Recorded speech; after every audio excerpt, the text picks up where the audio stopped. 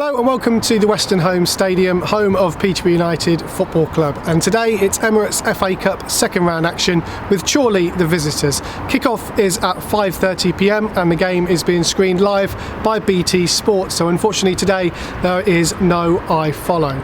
So what can you expect on today's pre-match show in association with Mick George? Well, earlier in the week we sat down with defender Dan Butler.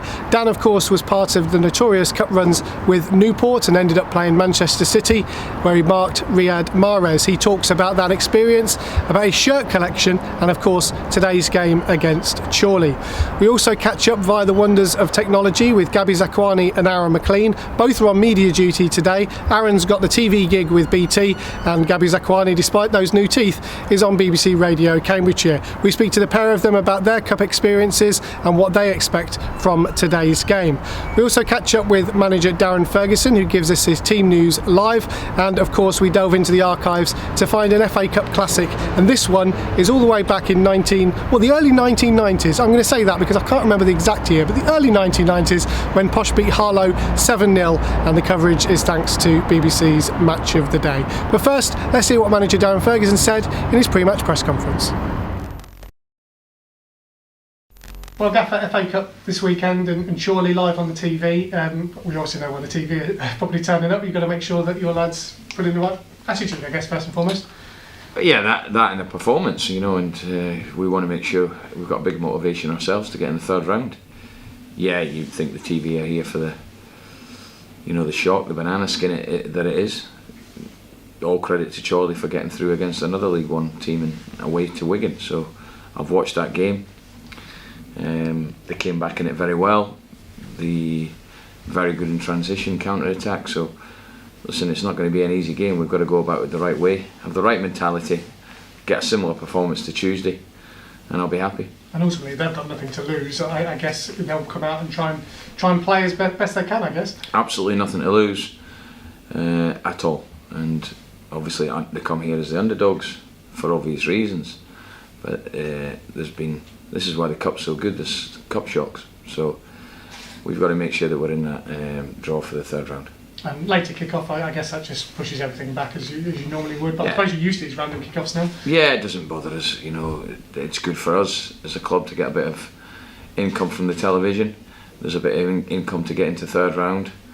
So when the FA Cup starts, the first aim for the club is can we get in the third round and then see what happens after that, and hopefully that's the case.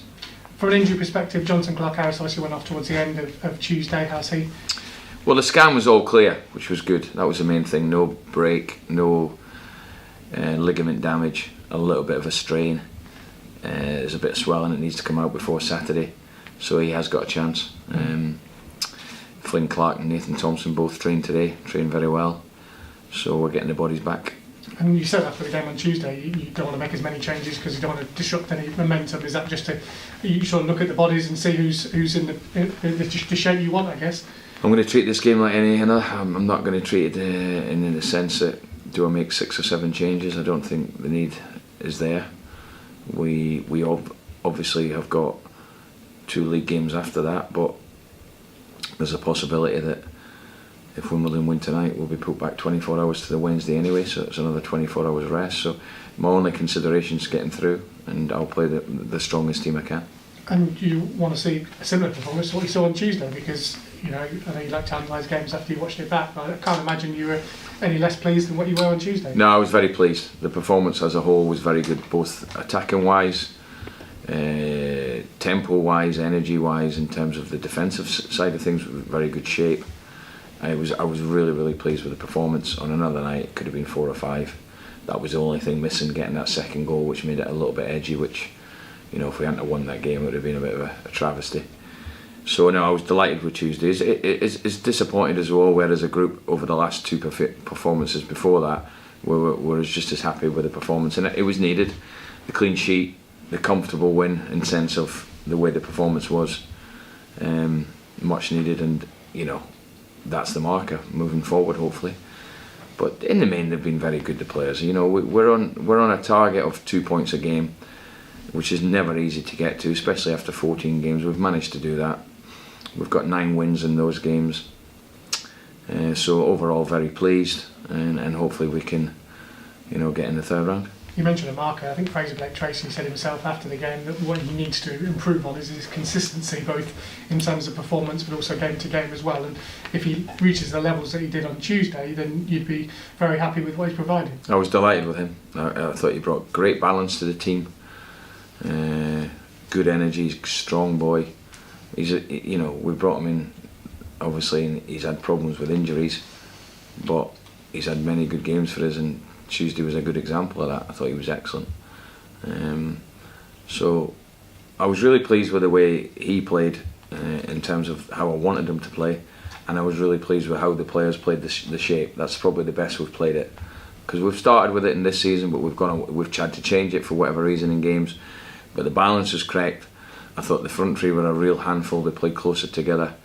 So overall, I was delighted with the performance, and we need to. The consistency is the key throughout a season. That's what generally brings you success. Consistency, obviously, in results, which we've had in the main, but I feel that obviously consistency in performances will bring those results. And Saturday, certainly for the next 3 games, could be the last without fans, of course. So with the tiers how it is, looks like Wimbledon could go into Tier 2, obviously, which will be fans. Portsmouth next week, and then obviously the Papa John's Trophy game as well. And I guess for you as a manager, you've obviously wanted fans to come back, and it's going to be interesting how it all pans out in terms of getting used to the atmosphere again. Well, we're delighted. We're delighted that the fans are coming back. It's such an important factor in football. It is not the same without them. We've had to get used to playing without them. Obviously, Peterborough, we've now gone into Tier 2, which means I think we can get 2,000 fans in, which is fantastic for the fans. And obviously we'll wait and see on tonight whether if Wimbledon, if they don't qualify, then I would imagine there's no fans at that game unless they push it back. But then obviously the first one could possibly be Portsmouth. So for everyone, it's great to have fans back. I think it's really, really important. I'm glad it's happened. And I think everyone overall in football will be delighted. Yeah, and whilst they're probably not being encouraged to chant or sing or anything along those lines, they can certainly clap and they can certainly play a part. And ultimately, those fans that you are coming back, you want them to play their part. Well, I think the whole reason behind bringing them back is obvious. You would expect whoever it is in attendance, they're going to be sensible and safe. There's going to be social distancing. I think it's really, really important that football's a very emotional game. To tell someone to not be able to do something, you can't control people. So as long as they're sensible and the social distancing and safe, that's the most important thing. But it's a passionate game. You're not going to stop that. And then they'll be able to hear everything you're saying as well. Yeah, you've got to be careful. I mean, like the fourth official on Tuesday, there's certain things go on. Referee, man, you forget. It's natural that you forget. And he's like, well, you can hear everyone. Everyone can hear you, sorry. And I'm like, well, that's not my fault. I mean, it is, as a manager, you do have to be mindful, because sometimes you say it and you're aware of it and you think, you check yourself, but they are going to hear everything that's said. But we hope that there is an atmosphere generated. But I think for people just to get out and get to football games and I think that's the most important thing. Well, Gaffer, Emirates FA Cup action today against Chorley. Firstly, team-wise, Johnson, McClark, Harris make it or not? No, we've left him out. He could have made it. He was probably about 70-30. There was no point in risking him. He still wasn't running properly on it. Still found it difficult to jump and put weight on it. There's quite a bit of swelling we still need to get out. So the boy, if you let him, he would have played. But there's no need to risk that. And it would have been a small risk, so I wouldn't be doing that. So he won't make it. Mo will come in and replace him. That's the only change from the starting team on Tuesday. Yeah, you said on Tuesday you want to take this really seriously because there's no, fixture congestion that you had in the previous time. Yeah, there's a big difference between the two games in the sense of how many games we've had leading up to it, and I had no choice. And also I wanted the others to have a game in terms of the ones that hadn't been playing in the first round, and they did ever so well to get us into this round. So, but this time, no, I feel that the performance on Tuesday was very good, and like I say, I feel the the reason I need to make the changes because of Jono's injury. Yeah, Flynn Clark won Player of the Round in the Papa John's Trophy, and as a result, the management got some pizza. So surprised he's not starting, to be honest with you. Yeah, the staff, everyone seemed to enjoy that. Yeah, for some reason we got it, he didn't, but he fully deserved it. The boy did ever so well. He's had a really solid and strong start to the season. Obviously picked up a small injury, what turned out to be a small injury. So he's on the bench today. Ronnie's on the bench. So if at all possible, we get in a good position, perhaps those two can get on. But no, Flynn's had a really strong start to the season. Yeah. Live on TV today, it's a good opportunity for your players to show what they're all about. Yeah, it is, but it's important we do a professional job. It's not about showboating or doing silly things because it's on TV. It shouldn't make any difference to us. The TV are only here for one reason, to see a cup shock, and we have to make sure that the result that Chorley had at Wigan, that's their day and their only day, and we've got to make sure we get through. And I've drummed it into the players, and I will again before the kick-off. We've got to be professional. We've shown Chorley all the respect they're due, because picking the strongest team I could, given the form of Tuesday.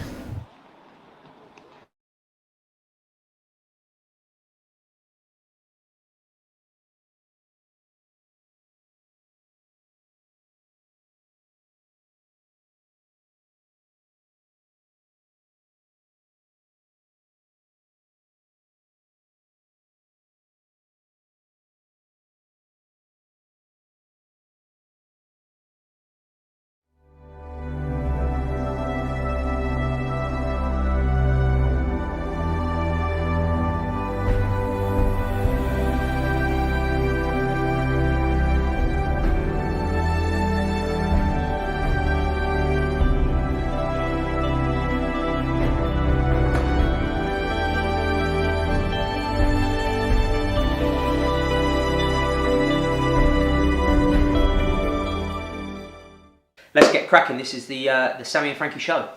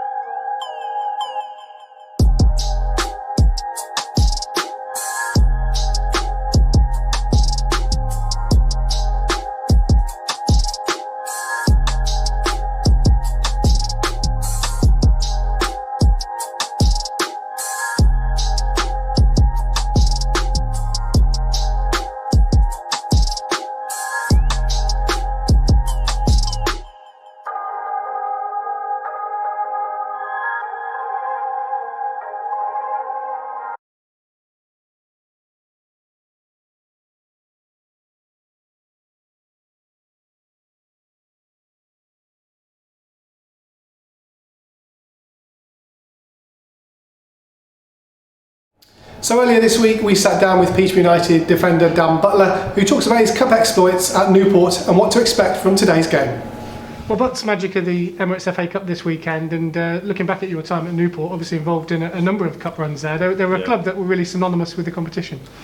Yeah, to be fair, first year I was there, it did hamper our league season, but the second year we fortunately had a good FA Cup run, got into the playoff final. But really good memories at Newport, especially the FA Cup. The fans loved it, and thankfully we did well, so it was good. Was it sort of something at the start of the season that the manager really wanted to do? Was he concentrated on that area? Yeah, obviously because of the club, the financial situation that the club was in at the time, the two runs we went on effectively helped save the club and secure their future for a number of years. So that was important, but it's also nice, getting them big nights, hopefully against some big clubs, and luckily we did. Yeah, took us through the goal against Wrexham, because obviously it was a local derby, that one. Yeah, it was a good goal, to be honest. It was in the last minute, it was the fourth goal. Didn't really mean much, but it was nice to score, and obviously against a Welsh neighbour it was good. What was the gaffer like there in terms of preparing you for those bigger games? Because clubs can really define themselves by making themselves a little bit of a cup team or anything along those lines. Was he sort of saying in the sort of build up to it that believe you can achieve. That was the main thing really. We went into them games with no pressure. Thankfully the fans were on the same page as us. It was just one of them games where you go out, express yourself, try as hard as you can. If you get a positive result, happy days, and luckily we did that quite a few times. Yeah, you were suspended for the game against Leicester. What was that like to sit out? Yeah, well, I wasn't actually warned before, but I got booked in the first round against Mclean. I got a yellow, and then I got booked in the replay against Wrexham. It wasn't even a challenge actually. It was a coming together of players. I was involved, got booked, not knowing that if you get booked in the first two, you miss the third. It was gutting, but it was a great day for the club. The boys did really well. And luckily I played in the fourth round. You only get booked against the police, mate. I'll give yourself a reputation. Oh no, yeah, I thought I was going to get arrested, I think. As you say, when you're watching a game like Leicester, have you just got to put yourself into the mindset, yeah, it's frustrating to play, but this is a team unit, let's see what we can achieve? Yeah, of course. I'm not going to lie, I was a bit disappointed when I found out I was suspended, but then it was all about helping the boys prepare for the game. And it was a great night. Obviously I was watching, but the atmosphere was crazy. It was on TV. And to beat Leicester at home, like a top Premier League team, they won the Premier League a couple of years before, was massive. When the draw was made, were you someone that was thinking, right, let's get a big team, or did you want someone a little bit smaller as the season progressed? I just wanted it to be at home, so Rodney prayed, because especially with the pitch the way it was back then, whoever you played, you had a chance. We ended up getting Tottenham one year, we drew, and it just shows, especially with the atmosphere that the fans created there, and obviously the pitch helped. No one liked playing on the pitch. I just wanted the games to be at home. Did you like playing on the pitch? Yeah, I did. It's one of the things where you just get used to it. I ended up playing, I must have played there near enough 100 times. I'll be honest, it was a bit of a shock to start with when I first started playing on like that type of pitch. But you get used to it, and we played a certain way that it fit the pitch, and not many teams were used to it, so it worked out well. What was the dressing room situation like? Were Leicester cramped in a really tight one? I can't remember what Newport's dressing room was. No, so they're not amazing dressing rooms, to be completely honest with you. The away one is worse. I wasn't really in the dressing rooms that day. When we played Man City, we went into their dressing room after, because the Pep invited us all in, and it was extremely cramped in there. But again, we get excited to go to the big grounds, and then I'm sure they get a little bit intimidated by coming to grounds like that. We'll talk about Man City in part 2 of the interview, but in terms of the FA Cup as a whole, as a competition, obviously when you're growing up, you want to be a part of, everyone dreams of playing in the FA Cup. What was the experience of actually saying you've got experience in the competition like? Well, I'll be honest, before I joined Newport, I never had a run in the FA Cup, so I never really understood the importance, and also when you do go and run, how exciting it is for everyone. But my earliest memories were of the FA Cup. Growing up, everyone, I think it was like all my dad's football team, all the kids all getting together to watch the FA Cup final. That was my earliest memory. And now, even if I don't go on another run again in my career, I can always look back and say, I did this, I played against this Premier League team, I beat this Championship team. So it's great memories, yeah. It's weird when you look at the FA Cup, because it used to be all about the tradition, didn't it? You wake up on a Saturday morning, you've got all the build-up, players arriving, then the game. Obviously it's changed a little bit now, which is probably a shame to be honest, but you do get involved in FA Cup final day, even if you're not involved as a player or as a supporter, because it's what English football's all about. Yeah, it's massive. Like even now, I still watch the FA Cup final regardless of who's playing, just because it is the FA Cup final. I think probably the only disappointing thing is now is that the semi-finals are at Wembley, because it used to be such a massive deal watching a game of football at Wembley. Now there's several a year. But other than that, it's a great competition. Welcome back to today's pre-match show in association with Mick George.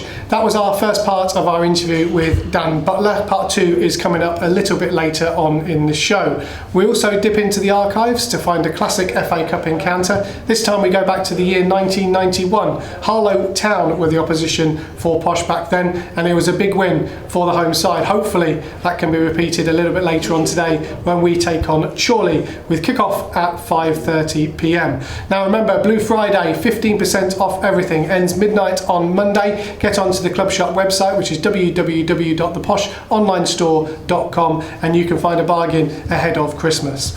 Now, what can we expect for the rest of the show? Well, we're going to start with a bit of technology wonders, because we sat down with former Peterborough United defender Gabby Zakuani and former Peterborough United striker Mclean to discuss their FA Cup memories and what to expect from today's game. We did it through the wonder of Zoom. Both are on punditry duty today. Let's hear what they have to say. Well, I'm delighted to be joined by two Posh legends, Aaron Mclean, Gabby Zakuani. We're talking about the FA Cup because obviously today's game against Chorley is in the FA Cup, and obviously Aaron is going to be part of the BT media team, which is a little bit more highbrow than BBC Radio Cambridgeshire and what Gabby's doing. That's you got to go where the money is.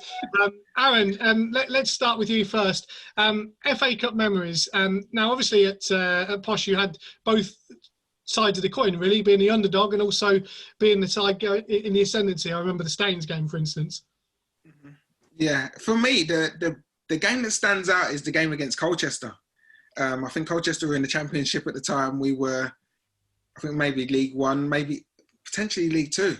Mm-hmm. And we went and smashed Colchester. And that was, you know, when I think about FA Cup memories, for me at Peterborough, that's the one that really stands out, because that was us kind of announcing that we're ready to kind of progress through the leagues and kind of showing our intent as kind of the new boys, you know, players coming from non-league, and obviously not Gabby, because Gabby weren't coming from non-league, but yeah, you know, from playing in non-league to moving through the league, you know, that's where we really started to kind of show our intent.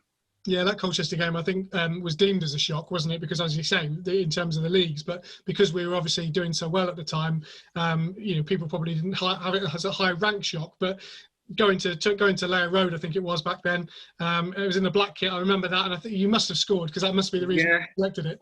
Yeah, I think I scored one. I think we beat them 3-0 or 3-1. Mm-hmm. And yeah, like I say, it wasn't a shock for us, because we were going there fully expecting to win the game. Now, Colchester, because they were in the Championship at the time, like you say, it goes down as a shock. But yeah, in terms of current form and, you know, for the players that we had, you know, we had Championship players in a League Two team. So, you know, for us, it wasn't a shock, and it was definitely one that stands out for me. So Gabby, FA Cup memories for you then. What stands out in your memory bank? You on about with Posh, yeah? Yes, of course, yeah. I mean, you saw it, right, Gabs, if the agent's on the phone, mate, it's not a problem. I'm a busy man, you know. I mean, yeah. No, for Peterborough, I think the main one that stands out the most is the West Brom games. I remember them, and the one with Graham Wesley, that game was really good, away from home. And then it came back, and I remember it being my first game back from a long-term injury, and went into extra time. And it was just, I remember us getting massages on the pitch and all of that stuff. But it was literally, that's the one I remember the most. But Peterborough, I didn't really get too much to play underdogs too much. Any shocks or anything like that, really. I remember the Kidderminster game. I may still been at the club, but I didn't play in that game. But the ones where we tended to play West Brom quite a lot, they were the ones that really stick to mind. And there was that one as well. Sunderland one, was that FA Cup? Yeah. Did you relish the opportunity, you know, as in a Peterborough side, going to some places like West Brom? Did you actually genuinely believe that we could cause a shock? Yeah, I think we've always had that sort of intent with Peterborough. You know, we go everywhere and expect to score goals, and we concede loads as well. But we always try to outscore teams. So we did sort of go with that mentality that we could get something out of the game, and that's sort of the beauty of being at Peterborough. Every game did seem kind of like an FA Cup game, because we literally went to outscore teams, and the belief was always there within the players. Yeah. So today's game obviously is against Chorley. Now, mindset-wise, Aaron, when you're coming up against a non-league side, what do you have to get right first? Well, your attitude has to be spot on, first of all. You know, non-league teams coming to Peterborough are going to... This is their cup final. So they're going to be working hard. You have to make sure that they don't outwork you. Then you have to let your quality show after that. But for me, it's going to be a tough game. You know, Chorley beating Wigan in the last round, they'll be full of confidence, and this is only the third time that they've been in the second round of the FA Cup. So they're going to want to try and go one step further. You know, they've never been beyond this stage before. So the opportunity for them to go further and be the group that took Chorley into the third round would be huge for the club. And you know, Peterborough are going to have to make sure that they're fully focused and concentrate on the job in hand and execute it to to the manager's liking. The first question, Gabby. Obviously, Aaron's clearly swallowed the Chorley statistics book. Have you done that level of sort of research for BBC Radio Cambridgeshire gig? Oh, I only knew about them since the no. But no, I mean, Posh, like you just said, they're going to have to turn up on the day. It's not, no game's a banker. And especially, I think, at this level as well, they want to get to the third round. So all the pressure is on Posh, you know, and Posh have to probably get the early goal, shut them up early and knock their confidence out. But they're going into this game hoping they can definitely cause an upset. Yeah, and Chorley obviously have shown by beating Wigan earlier on in the competition that they are a team that you can't take lightly. And I suppose from a player perspective, you would look at that and think, well, there's a bit of evidence to show that you can't take these for granted. Yeah, there's a lot of evidence, especially obviously they're going to Wigan, and Wigan, even though they're not doing too well this season, they are still a big club and they're expected to be Chorley comfortably, you know. And the fact that they kept going as well, I did see clips of their game where I think there was actually a man sent off, which made it easier for them, but they still kept going and looking for that other goal, and they deserve to be in the game from the beginning anyway. So it's going to be a game that I think Posh will have to prepare properly, just like a league game, and treat it exactly as serious as possible, and any sort of complacency could backfire. Let's talk strikers, Aaron. Obviously, Ivan, you worked with last year and has gone on to continue the form that he had at Posh with Brentford, 11 goals, I think, in the first 13 games. Obviously, all down to your striking coaching, obviously. When you look at Johnson Clark-Harris, what qualities has he got that are similar to Ivan, and how successful can he be as well? Well, he started brilliantly. You know, he's obviously, everyone knows how big, strong, powerful he is. Absolute hammer shot on him, and his link up with Dembele this season has been brilliant. You know, they've really seemed to forge a brilliant partnership. They work really well together, and you know, if you give him chances, he's going to score goals. You know, in a Peterborough team with Darren Ferguson as the manager, you're going to be in a team that creates chances. There's no doubt about that, and he's got the ability to tuck them away. You know, I saw that in the Plymouth game, he picked up an injury and had to come off. So people will be hoping that he's fit and able to play in this game, because you make no bones about it, you need your best players out there. You know, if you want to progress into the third round, you need your best players out on the park. And, you know, hopefully that injury that he picked up isn't too serious and he's able to play. Gabby, I'd imagine you've tried to sign Johnson for Spalding, and if you haven't, you will be. But you've seen Posh probably more times than Aaron in terms of live football this year. What is it about him that makes him a threat? Yeah, he's a massive threat. He always had this sort of ability, but it was a lot more raw before. And you can see that he's gone away. He's worked on all the things that sort of he needed, and now he's kind of perfected it in a way. You know, he brings things down. He lets other people join in. Sometimes as well, in important times of the game, he wins you fouls, gains some time. So there's so much more to his game than just goals. You know, he brings players in. As I said, like Dembele is benefiting from him. I think it's Modric, once he starts getting into his rhythm this season, I think he'll benefit a lot, because a lot of players are gambling. And you just know certain times there is always, with Peterborough, we want to play the great football, the passing and moving, but also you've got that plan B that if you do put it in an area, he will keep hold of the ball, and I think that's what he brings to the team.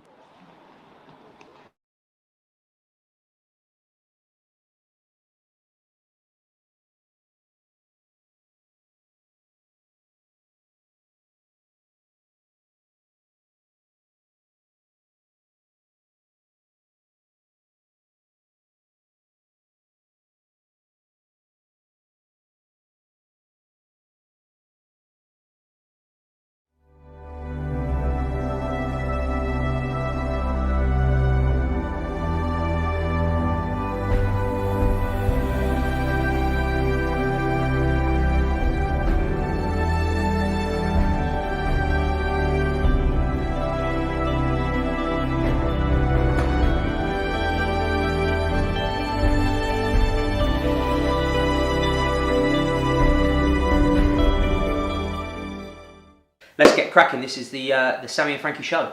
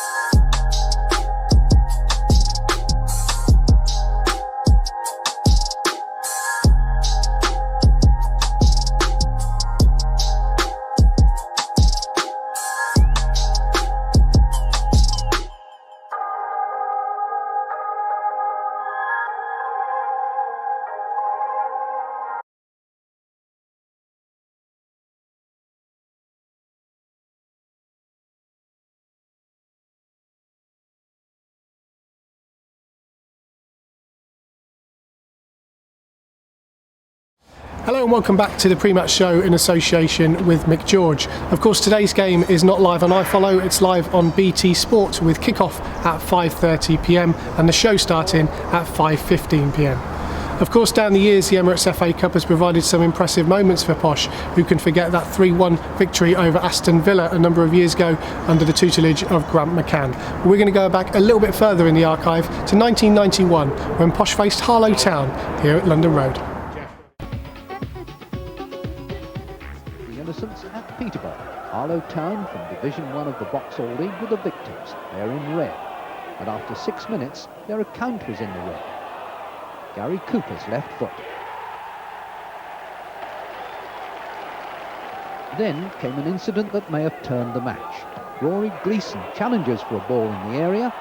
David Riley goes down and the referee gives a penalty, having decided that this was not a challenge for the ball but intentional contact with the man and that there was a clear scoring chance. No option now but a red card for Gleeson. Cooper scored his second goal from the spot, the first of 4 in 9 minutes. If you've wondered about Route 1 football, look at this. From goalkeeper to scorer by the shortest path. David Riley adds the touch for 3-0.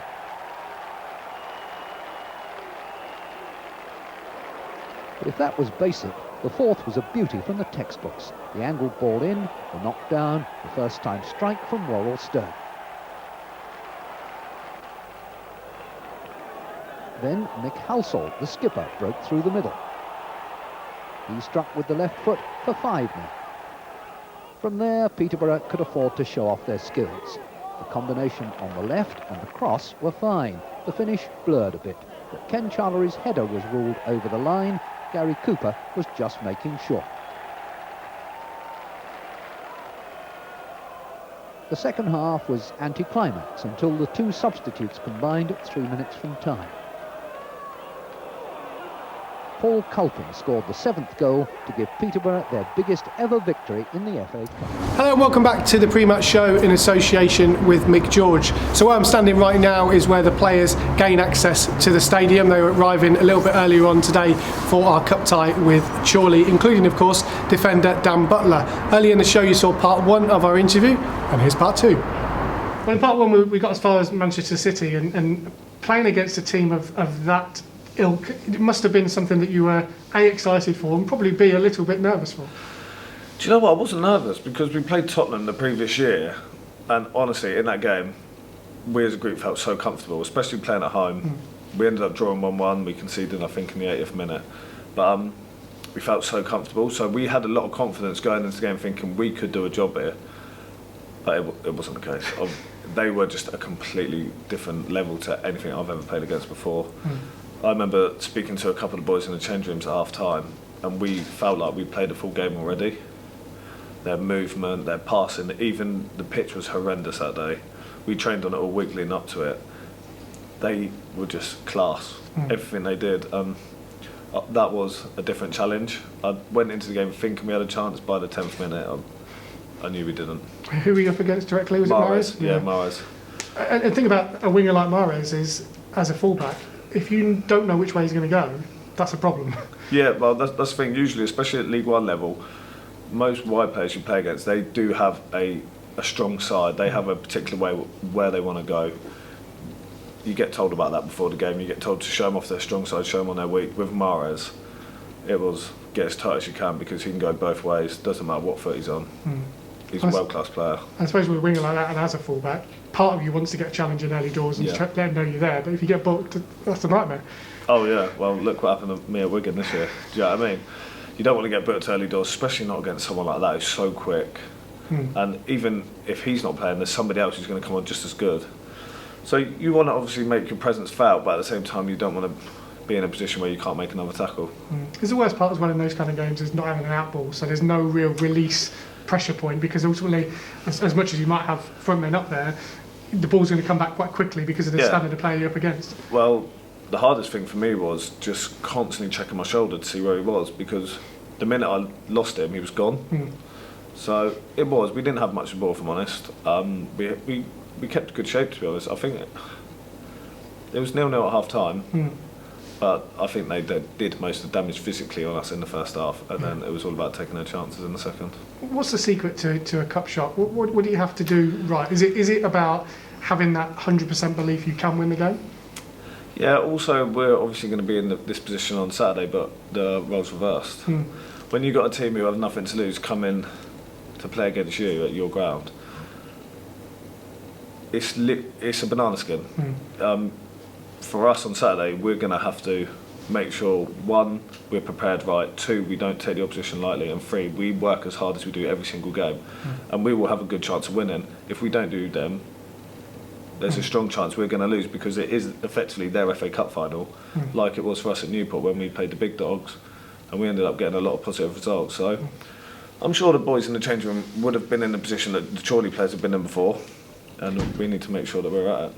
And just finally on that run for Newport, Guardiola, you said you went in the dressing room afterwards and invited you in. I remember that happening at Chelsea, probably obviously before you came here, a few years back. And they were like, "Oh, you come in the dressing room if you want." The players were a little bit shy about doing that because it's an awkward situation. Was that how it was a little bit? A little bit. I'll be honest, I was knackered, and I was disappointed in the result. It was a great experience, but at the time, initially, straight after the game, I wasn't thinking like I do now that was a great experience. You know, I may never get to do that again. I was just disappointed that we lost. But I'm glad I went in there. It was a little bit awkward, it was a bit cramped, but you know, I'm Dan Butler. I may never get to play against that type of player again. So I'm glad it happened and I enjoyed it. Was there shirt swapping or in the pre-COVID times? Don't get me started on the shirt swapping. Did you lose out? I lost. I marked him all game, Mahrez. I asked to swap his shirts. He said in the tunnel. By the time I got into the tunnel, his shirt was gone.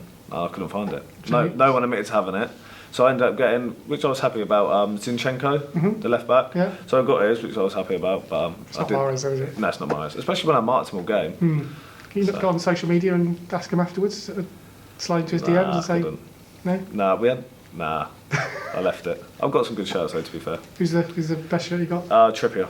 Yeah? Yeah. That was the first game at Ronnie Prade, he played right wing back, I played left back. So I got his, it's still muddy, I never washed it. I got Sissoko.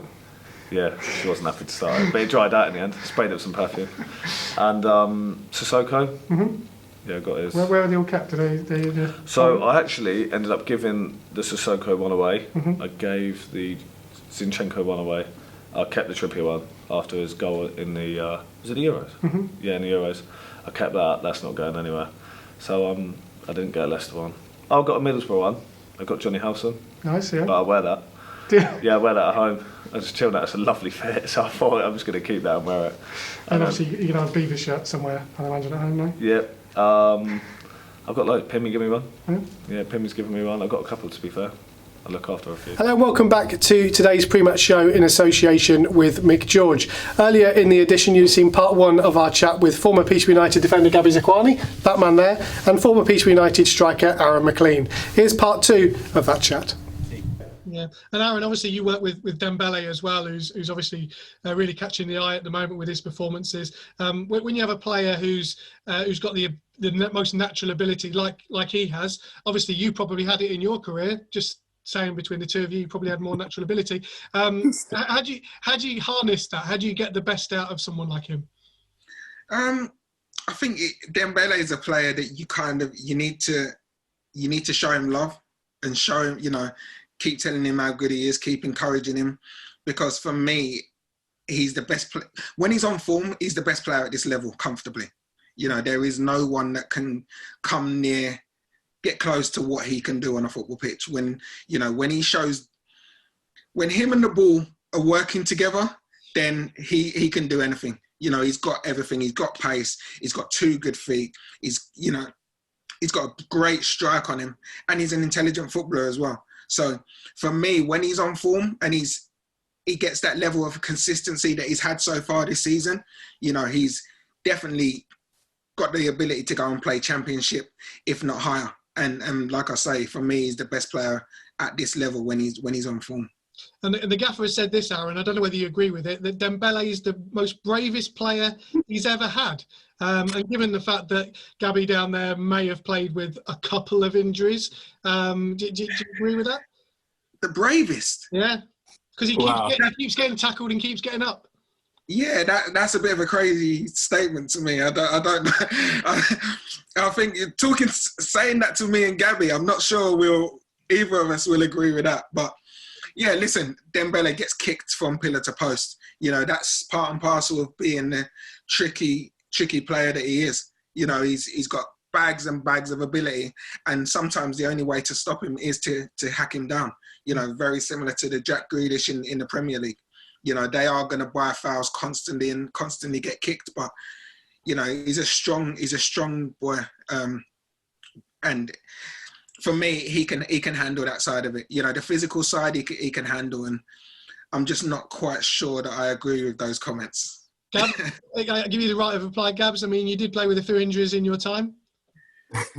Yeah, I mean that, and like I said, I had a little pop and I was waiting for a bite when mentioned. But for me, like, he's got to be brave because he does keep going. You know, every game I've seen, he gets kicked and he gets up and gets on with it. You know, he don't really complain too much. And for Posh, I mean, he wins free kicks in dangerous areas, and there's always sometimes as well 2 men on him sometimes, so it frees up a player. So the way Darren wants to play, it's the best way, really, because there's people doubling up on players like Dembele because of what he brings. So he gets other players on the ball. So it's perfect, really. Gabs, you've travelled all the world to try and get yourself on telly, and I keep putting Sky Sports News on, and Aaron's in the studio. How jealous are you of him? No, until I got these teeth, I weren't a face for telly, was I? So now I'm putting my application everywhere to get. Now I'm enjoying it. I mean, I'm enjoying this side of it. You know, it still keeps us in the game and it keeps the banter going as well. So it's a good thing, you know. And I'm just glad that we're both sort of giving back some knowledge as well and get people to listen to us. And these days, I'm really enjoying talking. And Aaron, he's named Loire as his striker coach. That must have been a kick in the teeth. No, it's fine. Listen, I'm it's fine. We'll have a chat about that a bit later on. But no, listen, it's brilliant what he's doing. You know, it's great to see him managing. And did I see Gabby being a manager? Probably not. But has he got the ability and the knowledge and the, you know, footballing knowledge to do it? And what's the word? The temperament to do it. 100%. You know, Gabby was a winner from when I played with him as a kid. He's been a winner, and it's no surprise to see him doing what he's doing now, because, you know, through his career he's only known one way and that's to win. So yeah, it doesn't surprise me in the slightest. Gabs, he's done everything he possibly can to get on your coaching staff there. Have you got any jobs available? No, actually, no. Funny enough, he's the first person I contacted, you know.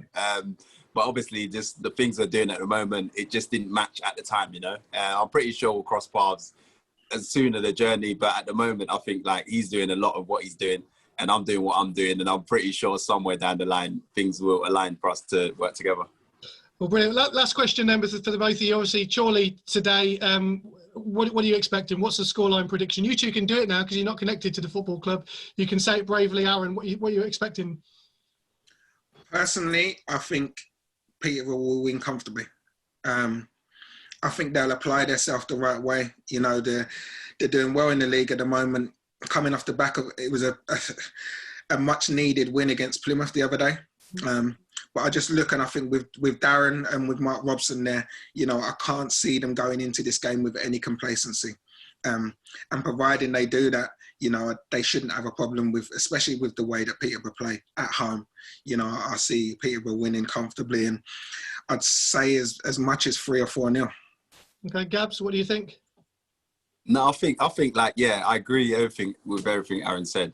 It should be a routine win, really. It should be very routine, but just knowing Peterborough, I can see Chorley taking a lead and then making it exciting. As I'm on the radio, I would rather that sort of scenario where a chase and Chorley start coming out and then, you know, pick Chorley off and make it an entertaining game. But I do expect it to be routine because Peterborough have looked a bit, well, very solid this season, to be fair. So I don't expect any slip-ups, but if there is, I would like Chorley to take the lead and then Peterborough can pick them up. Hello and welcome back to the final part of the pre-match show in association with Mick George. And as well as thanking Mick George, we'd also like to thank Millfield Auto Parts, who are the sleeve sponsor for today's fixture with Chorley. Of course, the FA Cup can deliver some memorable performances. Who can forget winger David Farrell? Dave Farrell, of course, celebrating his goal by singing his own song in a televised game against Newcastle United. And you would have spotted earlier on in that archive fixture with Harlow, one of the goal scorers, Posh legend Mick Halsall, who of course was a firm fans' favourite here. We hope you enjoyed today's pre-match show. Please give us feedback and let us know what you think, what you want to see in this kind of show, and we'll be back for the next home league fixture.